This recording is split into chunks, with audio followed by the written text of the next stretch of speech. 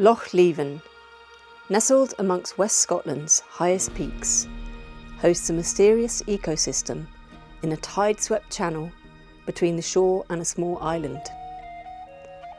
Few people have heard of this unique and ancient habitat, a magical bed of pink knobbly seaweed called Maerl that may well be sliding towards extinction.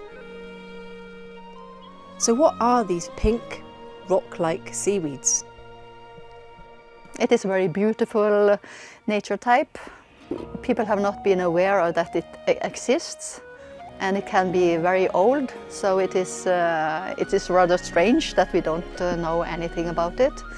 Can you describe what is Maerl? Why is it so special? Yeah, so Maerl is beautiful. It's pink, it looks like coral, and it's a coralline algae.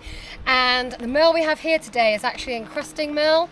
So what happens is the algae forms this pink kind of encrusting mould around rocks, and then from that it forms these branching structures, and they can be up to 5,000, 6,000 years old, and it supports a massive diverse amount of life. So it acts as a nursery in the same way in which a coral reef would do. So it's nursery habitat.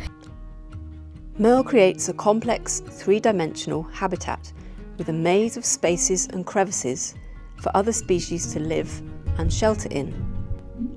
By doing so, it radically changes its surroundings. And species that do this are called ecosystem engineers.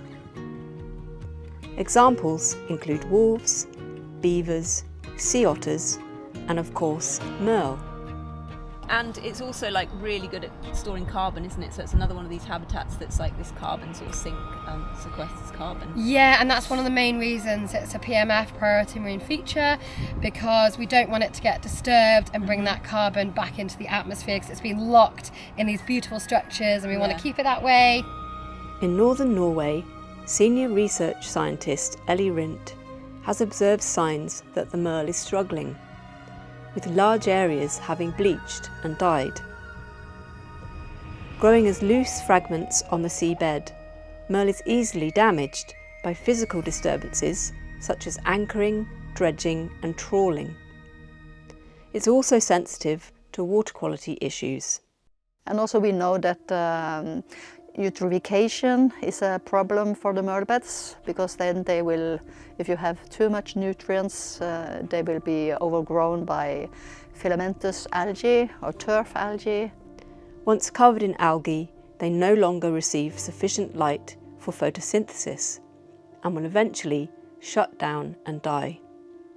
It's protected in Scotland, so it's a priority marine feature. I believe it's on the endangered list, so it's very protected. In Norway, Rindt also discovered new and extensive areas of Maerl that were healthy and biodiverse.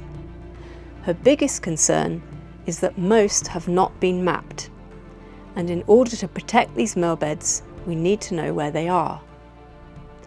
Hidden below the surface, these glorious pink wonderlands are waiting to be discovered, mapped and protected. Yeah, that's the main problem, because they are hidden below the surface. We don't see them, and when you don't see anything or you know it, you will not protect it. Learning more about this ancient seaweed through mapping, research and a better understanding of the variables that affect them could mean all the difference, not only for Maerl, but also for the many species that call Maerl beds home, and for the climate by locking away huge stores of carbon in their piles of knobbly skeletons.